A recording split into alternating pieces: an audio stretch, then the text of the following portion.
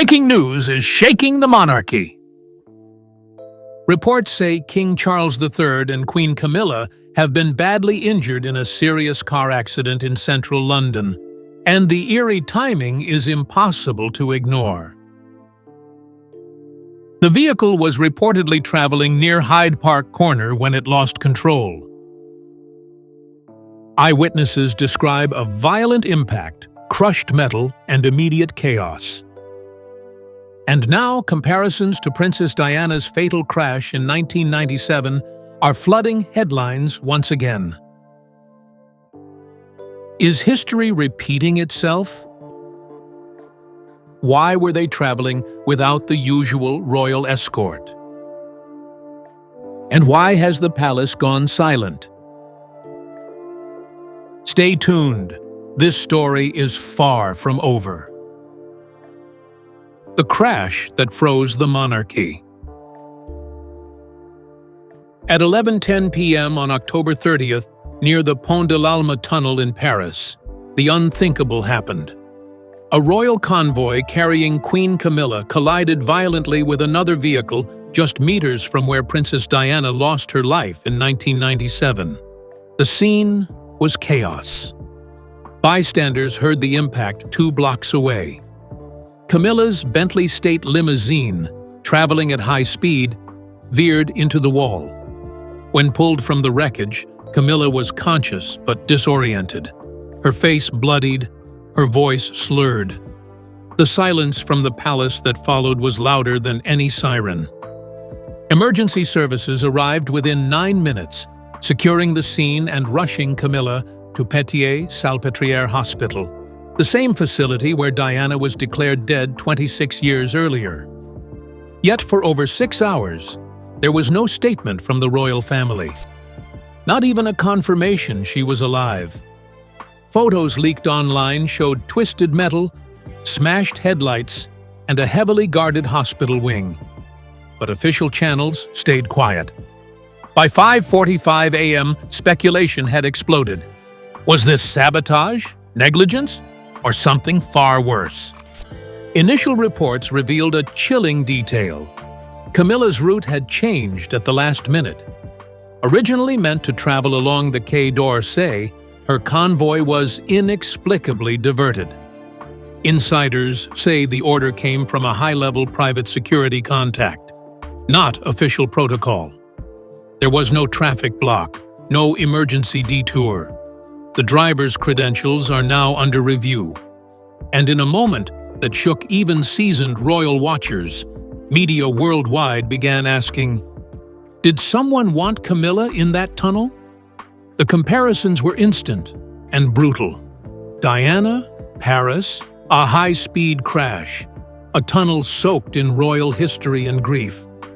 Some said it was eerie coincidence. Others called it karmic. But to millions around the world, it felt like something worse. History replaying itself with no lessons learned. The monarchy, already fragile, now found itself in the center of a living nightmare. And once again, it started in Paris. As daylight broke over Paris, the footage began to circulate. The shattered limousine, the police barricades, the flashing lights beneath the Pont de l'Alma. But for many, it wasn't what they were seeing. It was what they were remembering. The tunnel had come back to haunt them. The scene of the past returns. The Pont de l'Alma tunnel is no ordinary place. Since August 31st, 1997, it has carried the weight of a tragedy that reshaped the monarchy forever. When news broke that Camilla's convoy crashed just 18 meters from the exact point where Diana struck the pillar, millions felt their stomachs drop. The physical closeness between the two crashes became a psychological trigger. People didn't see a new accident. They saw a ghost returning. They saw a chapter reopening that the palace never truly closed. Within 2 hours, global networks began running side-by-side broadcasts comparing Camilla's wreck to Diana's. The similarities were impossible to ignore. Black vehicles, flashing lights, panicked responders, and the cold, concrete walls that swallowed sound. In London, crowds gathered outside Kensington Palace, some holding candles, others simply staring at their phones in disbelief. Social media coined the phrase Paris Echo by 6 a.m., and it spread to 31 countries before sunrise. It wasn't exaggeration, it was collective trauma. Experts from the 1997 inquest immediately weighed in. Former investigators noted that both convoys used modified routes, both traveled above recommended speed thresholds, and both involved last-minute security changes. These aren't rare in royal travel, but two cases in the same city, in the same tunnel. Statistically bizarre. A French analyst told TF1 News that the chances of identical circumstances aligning again after 26 years were less than 1 in 10,000. Whether coincidence or something engineered, the symbolism was undeniable. For the public, symbolism mattered more than data. Diana's death was a wound that never healed, and Camilla's long, complicated history with her reopened it. The tunnel wasn't just a road, it was a national scar, and watching another queen pulled from wreckage in the same place made millions feel like time hadn't moved at all. Emotion replaced logic. Fear replaced patience. And for the monarchy, it marked the beginning of a storm they couldn't control. As investigators cordoned off the tunnel, another question began to overshadow the crash itself. Why was Camilla in Paris at all? Her name wasn't on any royal schedule, no embassy memo, no diplomatic briefing. And by mid-morning, whispers had started spreading through Whitehall and MY5. Camilla wasn't supposed to be there, and the palace didn't want anyone to know why. Secrets behind Camilla's Paris trip. By October 29th, one day before the crash, palace staff noticed something strange. Camilla's name had quietly vanished from internal scheduling documents. Her digital entry was replaced with a simple note: private engagement. No time, no return date, no location. Senior aides later admitted they didn't know she'd left the country until 2:15 p.m. when her plane landed at Le Bourget Airport in Paris. For a queen consort, that level of secrecy is unheard of, and it triggered immediate protocol concerns. Later that night, leaks revealed Camilla attended a private dinner at the home of Jean-Luc Favreau, a controversial art dealer linked to 3 financial scandals between 2015 and 2021. Guests reported she arrived without fanfare, escorted only by 2 personal protection officers. Favreau is known for mixing royalty with billionaires who prefer shadows to spotlights. Why would the Queen be at such an event, with no embassy presence, no royal reporters, and no official record? That question spread faster than the crash itself. Even stranger, Camilla's convoy included a decoy SUV, something typically reserved for active security threats or political instability. For a private dinner, it made no sense. One protection officer later revealed the route had been changed twice in 45 minutes, breaking standard security rules. And then came the most unsettling detail.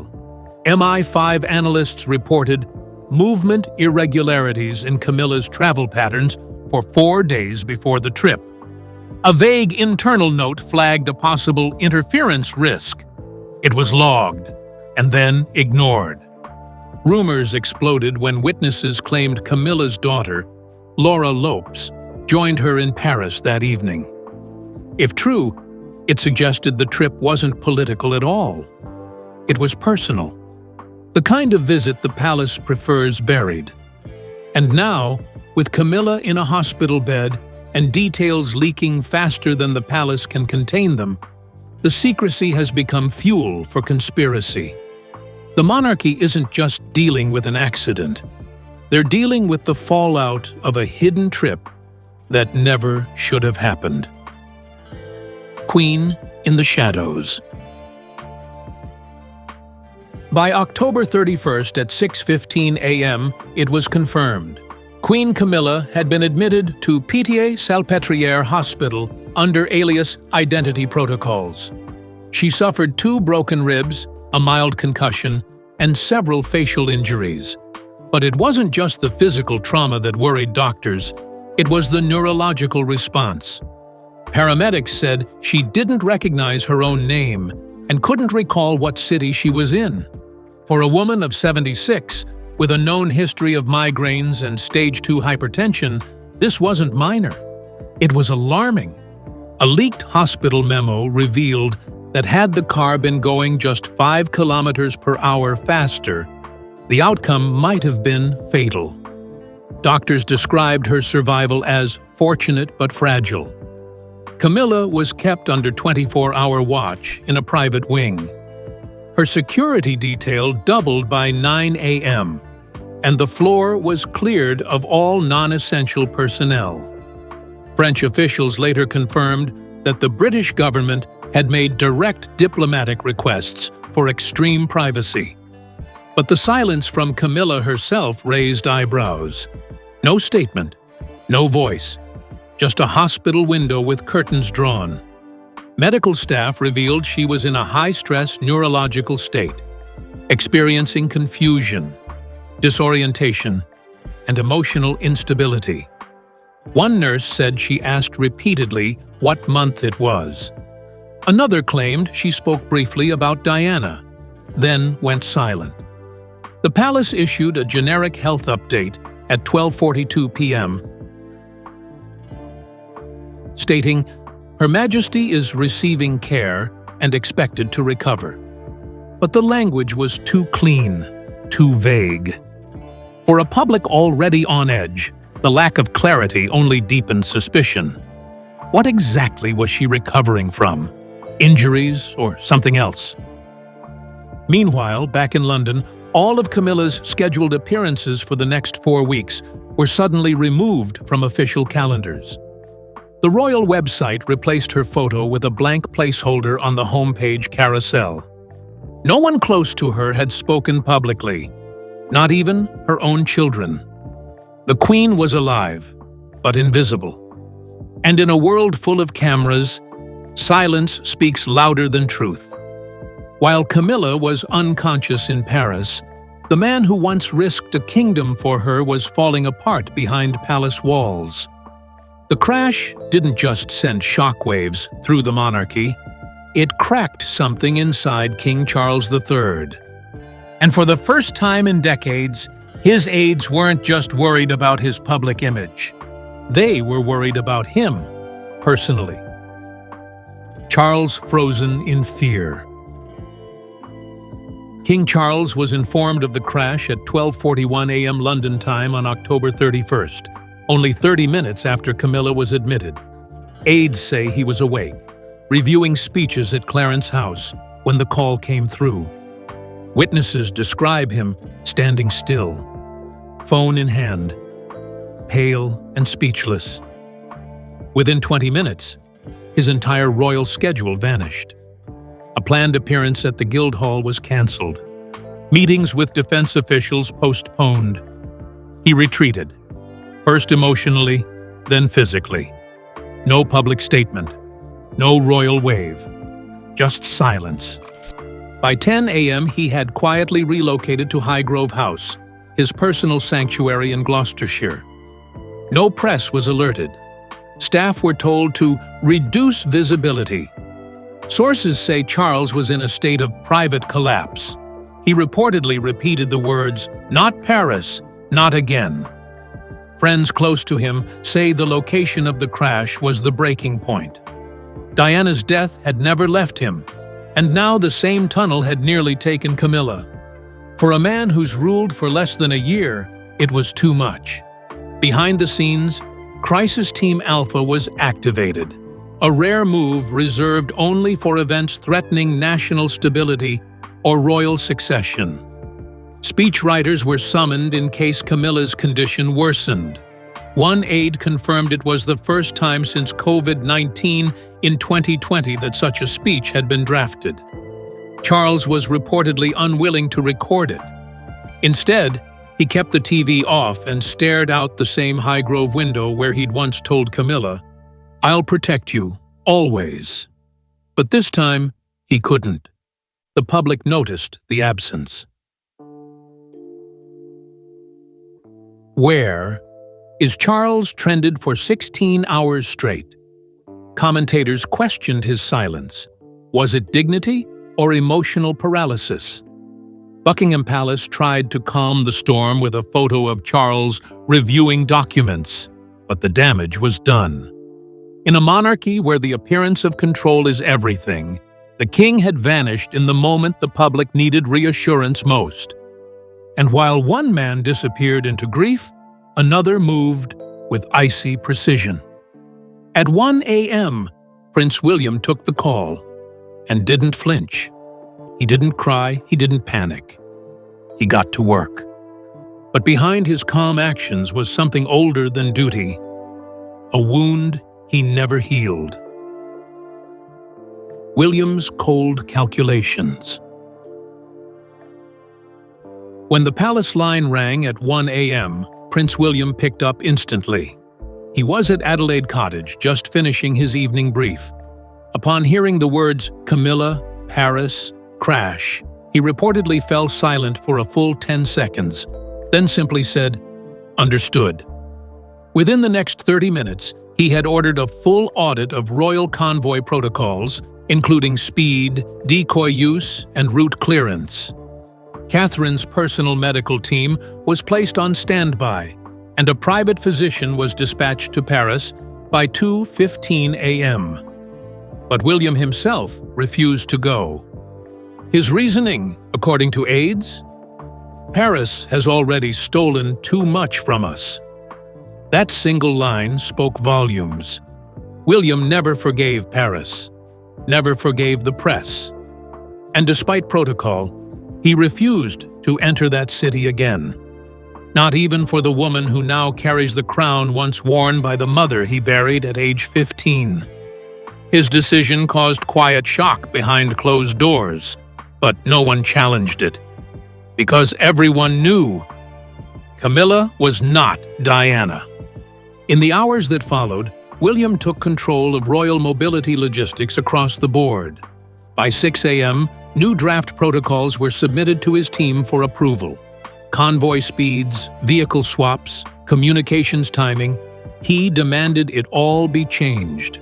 When asked by a senior aide if his actions were cold, he replied, "Cold is how we survive this." But those close to him said it wasn't just about safety. It was personal, and it ran deep. Sources inside Kensington Palace confirm William still doesn't fully accept Camilla as queen. He's remained publicly polite, but privately distant. The crash reopened old scars. It reminded him of the mother who died too young, of the silence that followed, of the palace that didn't protect her. And now, as one queen lay injured in the very tunnel where another died, William was done playing along. He wasn't grieving. He was rebuilding his way.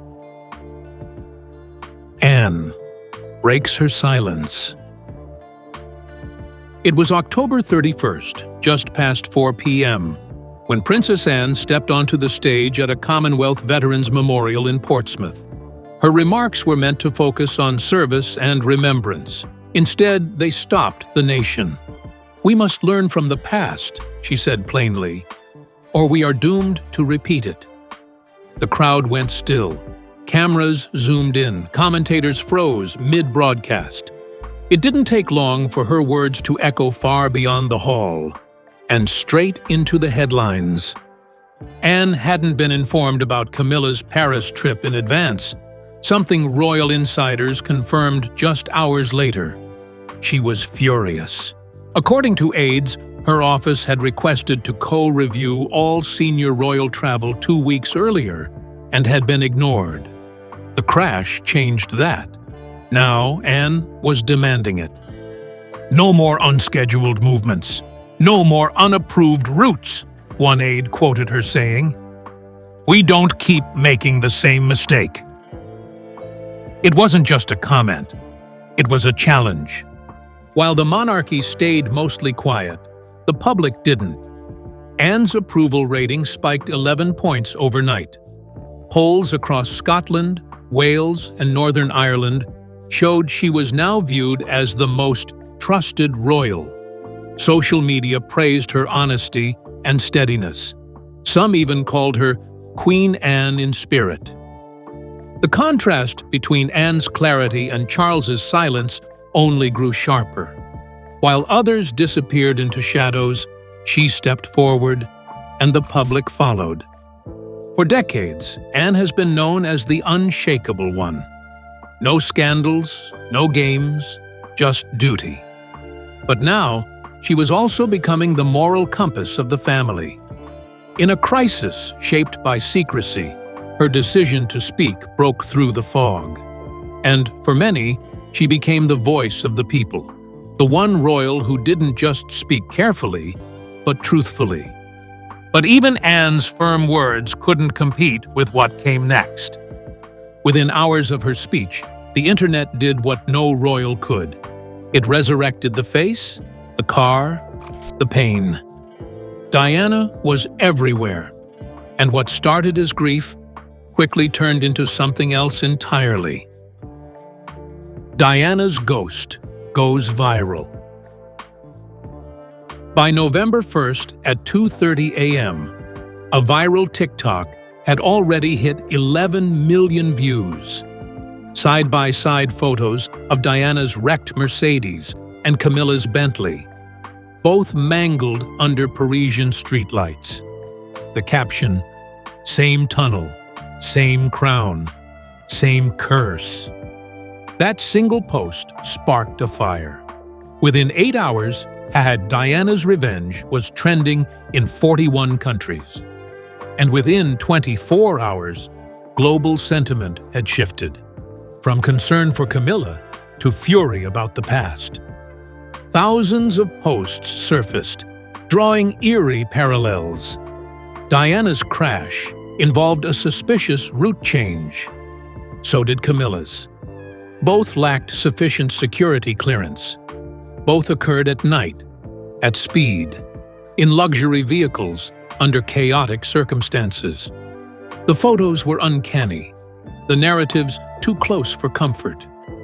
People began asking, not quietly, but loudly, was this karma, a curse, or unfinished business from a palace that never made peace with its most beloved daughter?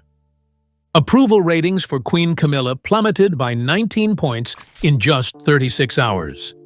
A YouGov survey showed 58% of Britons believed the crash symbolically reopened wounds the palace never truly addressed. Even pro-monarchist outlets like The Telegraph ran cautious headlines, "When the past won't stay buried." Diana documentaries topped Netflix UK charts. Crowds gathered again outside Kensington Palace, just like they did in 1997, this time holding photos of Diana beside handwritten signs. Still watching, still waiting. And through it all, the one name everyone avoided saying inside the palace was now the only one that mattered to the public. Diana's presence was everywhere. On screens, on banners, in the collective memory of a nation that never stopped mourning her. Camilla's injuries, once front-page news, now sat in the corner. The Queen was alive, yes, but Diana had returned. And this time, the world was listening. The pressure didn't stop with trending hashtags. It turned into phone calls, into lawyers, into fresh demands. And soon, the question wasn't just why Camilla crashed. It was why both crashes still held so many unanswered questions. The media storm and new investigations. By November 2nd, Major investigative outlets had reopened files many thought were long buried. BBC's Panorama confirmed a new special report, featuring whistleblowers from both the 1997 inquest and present-day French emergency services. One name surfaced repeatedly: a former royal security coordinator who had warned about convoy irregularities just 2 days before Camilla's trip. His report? Ignored. His name? Redacted. Until now. FOIA, Freedom of Information Act, requests surged, targeting both French and British records surrounding Diana's and Camilla's crashes. Investigators demanded GPS logs, tunnel footage, and internal communications. One shocking discovery: 8 minutes of CCTV from the Alma Tunnel on the night of Camilla's crash had technical issues. The exact section where her car veered, gone. Officials claimed it was a glitch. The public called it something else.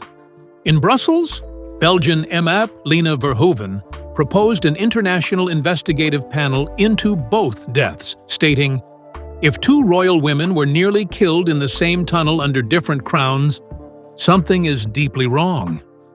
Her motion gathered support from 14 EU representatives in under 48 hours. Meanwhile, hashtags like #2tunnels and #Windsor Whispers surged across Twitter, TikTok, and Reddit. The palace didn't respond. But inside, aides were reportedly scrambling. The media storm had grown beyond control. For the first time in years, the monarchy faced not just personal tragedy, but institutional reckoning. What had once been a conspiracy theory was now a political issue, a journalistic mission, and a public demand. And at the center of it all, 2 crashes, 2 women, 1 tunnel, and a monarchy that couldn't keep the past in the past. In the end, this wasn't just about Camilla. It wasn't even about Charles.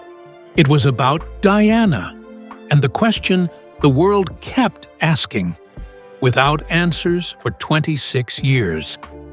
Can the crown ever heal if it keeps pretending she never bled? Diana's legacy strikes back. The monarchy wanted to move on, but the people wouldn't let it. In the 5 days following the crash, support for the royal family dropped 11 points across the Commonwealth. In Canada, Australia, and New Zealand, younger voters overwhelmingly agreed with one phrase: the monarchy has never made peace with Diana. Because they hadn't. Not truly. And this crash made sure no one could pretend otherwise. Inside the palace, senior aides reportedly begged King Charles to consider a national Diana Day, a symbolic step toward healing. He refused, quietly, firmly. It would only feed the media, he said. But those closest to him knew the truth. He wasn't just afraid of the press. He was afraid of facing her ghost, of standing before a nation and admitting what he never said in 1997. That they failed her. That he failed her. The silence only fueled the movement. Petitions demanding an official Diana memorial gained 1.3 million signatures in 3 days. Protesters lit candles outside Buckingham Palace every night. School children wrote essays titled, "The Princess Who Never Got Justice." And a final message, placed in white lilies outside Kensington, summed it up best. She never left us. You just stopped saying her name. Because this was never just about a crash. It was about a crown, a woman, and a lie too big to bury. The monarchy can't outrun Diana. Because she isn't behind them. She's ahead, waiting for them to catch up to the truth. As the dust settles around the scene of the crash, the nation is left holding its breath. Sources now confirm that King Charles and Queen Camilla sustained non-fatal but serious injuries, including fractures, contusions, and suspected head trauma. They are currently receiving care at St. Mary's Hospital, the same facility where Prince George was born. But it's not just the accident itself. It's where and how it happened that's reigniting old fears. The crash occurred near Hyde Park Corner, just miles from the Pont de l'Alma tunnel in Paris, the site of Princess Diana's death. And once again, it involves a royal couple, a high-speed motorcade, and a troubling lack of clarity from the palace. What should have been a routine evening drive has now spiraled into a full-blown crisis. Not just medically, but historically, emotionally, and politically. The silence from Buckingham Palace has only added to the speculation. Why did it take nearly 5 hours to release an official statement? Why wasn't standard royal security in place? And was this really just an accident or a preventable failure? Meanwhile, across social media, the phrase "Diana's curse" is trending again. The emotional flashbacks are real. For a generation that watched Diana's tragedy unfold in real time, this crash feels like history circling back, and not gently. Public reaction is raw. Vigils have already begun outside Clarence House and Windsor Castle. Candles, flowers, even handwritten letters have started to pile up, many addressed not to Camilla, but to Diana. Her memory is more alive than ever, and the message from the public is crystal clear. You may try to move on, but we haven't forgotten. If the monarchy hoped to put the past behind them, this crash just pulled it back into the spotlight. King Charles now faces a new challenge, not just to recover physically, but to lead a family haunted by its own history. And as we wait for updates, one question lingers. Will this finally bring the royal family to confront the ghosts they have never laid to rest? We'll be watching. And when the next piece breaks, you'll hear it here first.